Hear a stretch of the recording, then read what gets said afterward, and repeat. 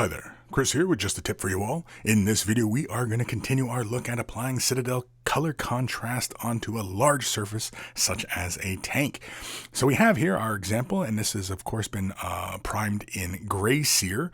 And in the previous examples, people had commented, what about using a large shade wash brush, which in the first video I had shown I was not using the shade wash brush. So let's see if this even makes a big difference.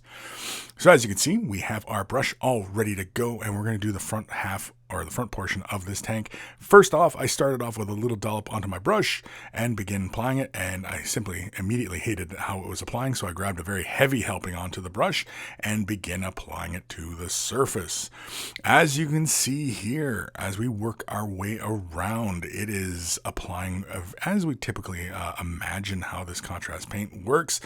One thing you will notice is a lot of air bubbles get in there, and I don't know if that really showed up in the previous examples, but using it with this brush, there is a lot of air bubbles I'm noticing, and so you'll see like these little specks, and of course little hairs were coming out, but that's because this was a fresh brush, I think, because there's a lot of hairs falling out. But there it is. We'll let it to dry, and you can see there how it, it's not quite as bad as the first example. You can still see the brush strokes, but you can see here, that's the first example, and that was the sponging technique there. And you can see how, a bit of a difference, how it applies. The brush strokes aren't quite as bad.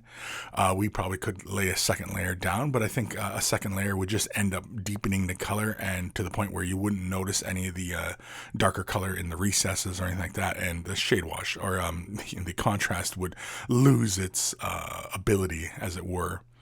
So I'm going to try it with some contrast medium, the thinning medium. And again, I'm going to apply it right to the top here. We're going to apply it all over these other colors here. I used these as other examples previously. I've thinned the color way down, well, about almost a 1-to-1 mix ratio. And I'm still using the large shade wash brush to apply this color. And again, the same thing you'll notice is that there's a lot of air bubbles getting in here. And I'm not sure if that's the quality of the brush or if it was just the nature in which I was applying this. But you can see like little dark spots there. And I don't know. It's air bubbles anyway. But once it's dry, I'm just going to zoom out a little bit so we can get a full frame here. You can see in how it differs from the other applications. Again, we could apply another thin little layer of that, but I don't know. For large surfaces, I don't think it's entirely necessary. Using the large shade brush, though, did eliminate some of those brush strokes. It doesn't look quite as bad as the first example, but I think I'm still a big fan of the sponge technique. I don't know. Let me know what you guys think down below, but that is it. That is applying it with the shade wash brush, if it made that big a difference. Let me know.